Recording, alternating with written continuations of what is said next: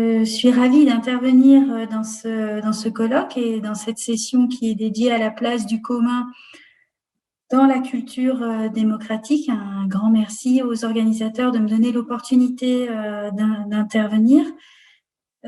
Quand on lit la présentation de la session dans le programme, on part du constat que la culture démocratique dans le contexte occidental moderne est associée à une perspective universaliste.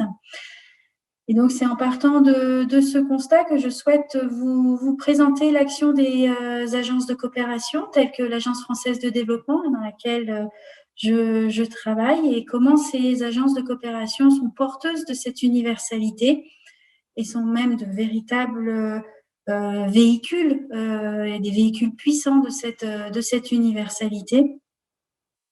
Et notamment sur les questions démocratiques, mais nous verrons pas uniquement, c'est dans le cadre de leur discours de manière générale. Donc peut-être juste pour bien préciser, l'Agence française de développement, c'est une institution publique française qui travaille pour le compte du ministère des Affaires étrangères, du ministère des Finances et du ministère des Outre-mer, qui sont ces trois tutelles, et qui met en œuvre la politique d'aide au développement de la France. On est présent sur 4 continents à travers un réseau de 85 bureaux implantés localement.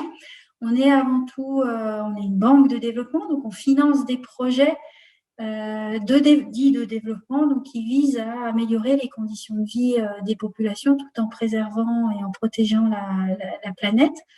Pour donner un ordre de grandeur, on engage près de 15 milliards d'euros par an à travers des subventions et à travers également des prêts. Donc, un élément fondamental du contexte de l'intervention de l'AFD, et c'est pour ça que j'ai intitulé mon intervention du sommet de la Baule au commun, c'est ce fameux sommet de la Baule en 1990 où la France décide de conditionner son aide publique au développement aux efforts démocratiques des pays, notamment des pays d'Afrique subsaharienne. Donc, avec cette décision, la France entend encourager l'ouverture démocratique des États africains et puis défendre une certaine vision et des valeurs démocratiques à implanter.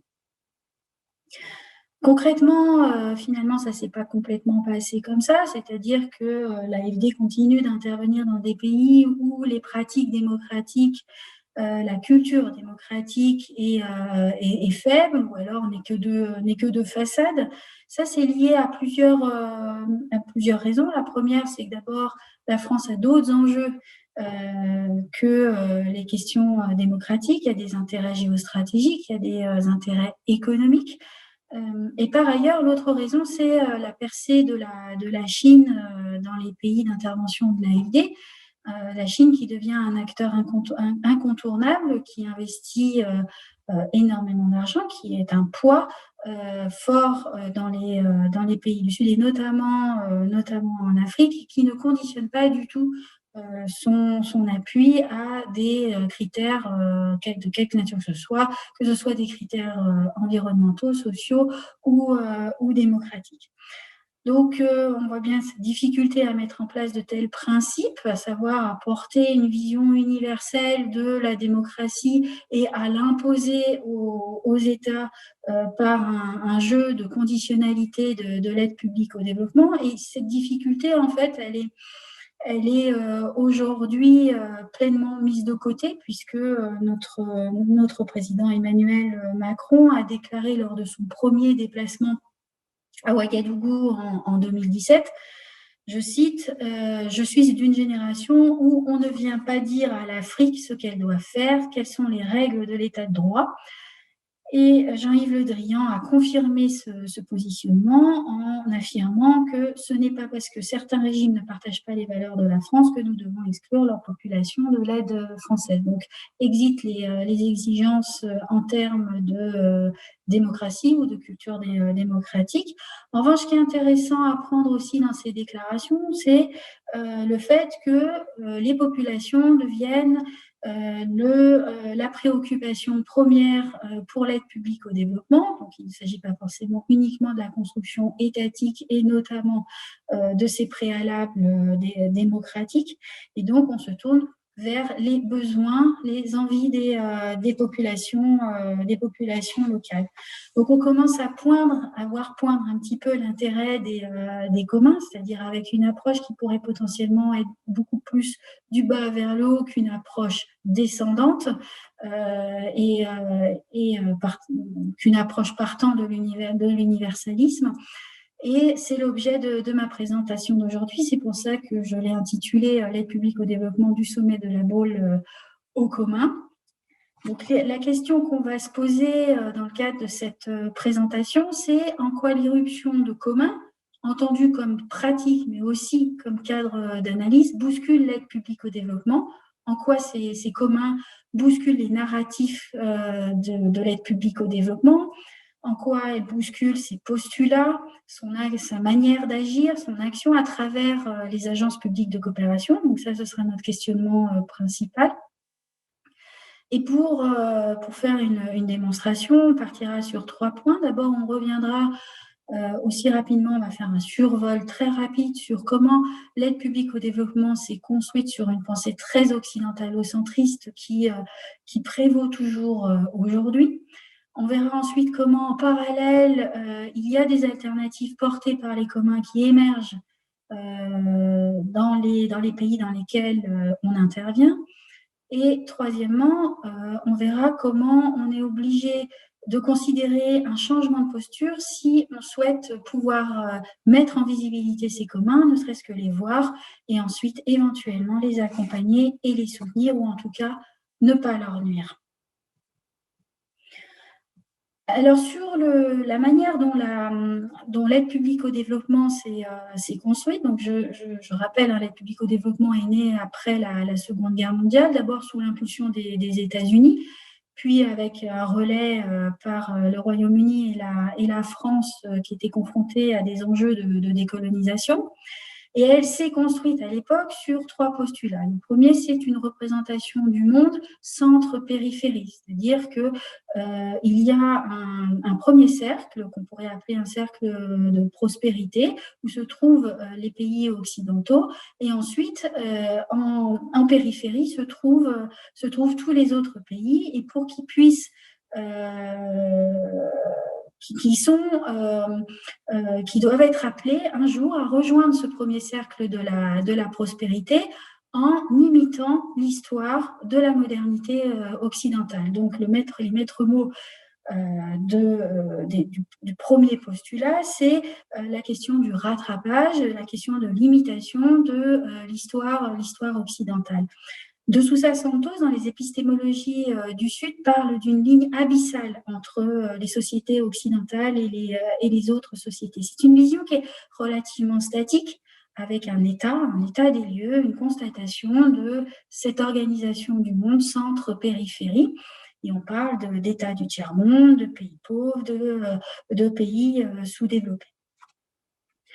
En deuxième postulat, c'est inversement, la société traditionnelle est reconnue et est considérée comme une figure inversée de la société moderne. Autrement dit, l'homme, coincé dans sa tradition, soumis à sa tradition, ne peut pas être novateur et ne peut pas avoir un esprit d'entreprise. Ça nous amène à notre troisième postulat, c'est que pour pouvoir passer de la périphérie au premier cercle de la prospérité, il faut un changement social. Et ce changement social, il est nécessaire et il ne peut pas venir de l'intérieur du fait de la figure inversée qu'est la société traditionnelle. Il ne peut venir donc que de l'extérieur. Donc on a construit là le discours qui permet de justifier l'action d'une aide qu'on pourrait considérer comme sympathique envers les pays du Sud pour leur permettre d'atteindre ce premier cercle de prospérité. Ce pilier éthico-compassionnel de cette aide sympathique n'est pas le seul qui va justifier l'aide publique au développement. Il y a également 2 autres piliers. Ça va être le pilier économique et un pilier qui va être plus géopolitique, qui va être très fort, notamment dans le cas de la guerre froide. Ensuite se pose la question dans quel cadre cette aide publique au développement va pouvoir s'épanouir pleinement. Le cadre qui est très rapidement mis en place dès les années 1980, c'est un cadre très libéral. Son point d'orgue, c'est les plans d'ajustement structurel, ce qu'on a appelé la décennie des ajustements structurels entre 80 et 90, où les institutions de Bretton Woods, à savoir la Banque mondiale, le FMI, vont imposer un certain nombre de conditionnalités aux pays récipiendaires de l'aide contre leur appui. Et ces conditionnalités ont façonné ce qu'on a appelé le consensus de Washington. Et ce consensus de Washington est basé sur un certain nombre de principes que sont la déréglementation des marchés, les privatisations des monopoles publics, la protection de la propriété privée, et y compris de la propriété intellectuelle. C'est un échec assez flagrant, mais ce cadre libéral restera et reste encore extrêmement prégnant. L'action de la Banque mondiale, de toutes les institutions de Bretton Woods étant, comme chacun sait, très tournée vers cette idée de la privatisation et de l'efficacité du marché. On a entre-temps quand même ce qu'il faut mentionner, je vais aller très rapidement, mais la question du développement durable qui apparaît dans les années 2000 après le rapport Brundtland de 87. Cette notion de développement durable est extrêmement intéressante, elle est extrêmement puissante dans le narratif qu'elle sous-tend. L'aide publique au développement va s'en emparer, ça va la revitaliser. Donc, à partir des années 2000, il y aura les objectifs du millénaire pour le développement qui vont être déclarés. Mais c'est un discours qui finalement arrange bien l'aide publique au développement parce que les agences d'aide, et notamment les institutions de Bretton Woods, parce qu'elle ne remet pas en question du tout le cadre général qui est un cadre quand même extrêmement extractiviste. L'idée est juste d'adjoindre des caractérisations de durabilité, de soutenabilité, et donc les agences de coopération vont déployer des efforts incroyable, une créativité incroyable pour avoir des modus operandi qui permettent de limiter les coûts sociaux et environnementaux des actions. Mais ça ne remettra pas en cause les logiques d'intervention qui sont des logiques en vue de la croissance économique et un positionnement qui reste très basé sur une vision occidentale et sur une vision de rattrapage et d'imitation. Donc, ce cadre persiste, mais en parallèle, ce qui se passe, et c'est l'objet de ma deuxième partie, c'est que au-delà de ces modèles eurocentristes, occidentalo-centristes, il existe dans les pays dans lesquels une agence de coopération intervient une multitude de dynamiques d'actions collectives, délibératives, qui permettent d'avoir un rapport au monde extrêmement différent. Et c'est tout ce qu'on appelle, donc, qui relève plus ou moins de loin ou de près à ce qu'on appelle des communs, ou des dynamiques de communs qu'on a pu rencontrer et décrire, caractériser. Et ce qui est intéressant à regarder sur ces dynamiques de commun qui sont à l'œuvre sur le continent africain, qui sont beaucoup à l'œuvre en Amérique latine, c'est que ce sont des dynamiques qui ne sont pas linéaires et qui ne sont pas circulaires non plus. C'est-à-dire elles ne sont pas linéaires dans le sens où elles ne suivent pas un idéal de progrès comme on peut l'entendre dans les agences de coopération, et elles ne sont pas circulaires dans le sens où elles ne correspondent pas à un retour aux situations anciennes, à une espèce de vision romantique de ce qui pouvait se passer dans la période précoloniale. Ce sont des dynamiques qui sont finalement, qui peuvent s'appuyer sur des dynamiques plus communautaires, relevant de la tradition, mais qui s'en éloignent par plusieurs aspects. Le premier aspect, c'est que ces nouveaux communs font face à des enjeux extrêmement contemporains qui n'étaient absolument pas à l'œuvre dans la période précoloniale. Elles répondent à des besoins liés à des constructions d'État incomplètes, à des processus de décentralisation qui ont été inefficaces, ou à des politiques néolibérales basées sur la marchandisation de ressources naturelles. Elles font face aussi à des aspirations des populations qui sont très différentes. Par exemple, les jeunes en Afrique ne sont pas dans une logique forcément d'ancrage dans les territoires ruraux d'où ils viennent. Ils sont plutôt dans des projections autres vers des cultures plus urbaines, d'autres secteurs d'activité que l'agriculture ou que l'élevage, etc. Donc des aspirations extrêmement différentes. Je vous renvoie pour ça à tous les travaux du Comité technique foncier et développement qui ont été faits sur ce sujet. L'autre raison pour laquelle on n'est pas sur un retour en arrière, c'est que la communauté ne se construit pas du tout de la même manière. La communauté traditionnelle, elle se construit sur des questions d'appartenance, d'identité, d'héritage, alors que les communautés qui sont à l'œuvre dans les dynamiques de commun, ce sont des communs qui font communauté, c'est-à-dire qu'ils font référence à une activité commune et c'est cette activité qui produit le collectif. Donc là, je vous renvoie aux travaux évidemment de Christian Laval sur ces distinctions de communautés dans ces différents articles. Et la troisième caractéristique, c'est que c'est commun par rapport à des structures plus traditionnelles. Ces nouveaux communs sont fortement articulés, hybridés avec l'action publique et avec les questions de marchandisation. Et là, on avait beaucoup travaillé sur ces sujets-là dans le cadre du premier colloque qui avait été organisé par les organisateurs de ce colloque d'aujourd'hui en 2017.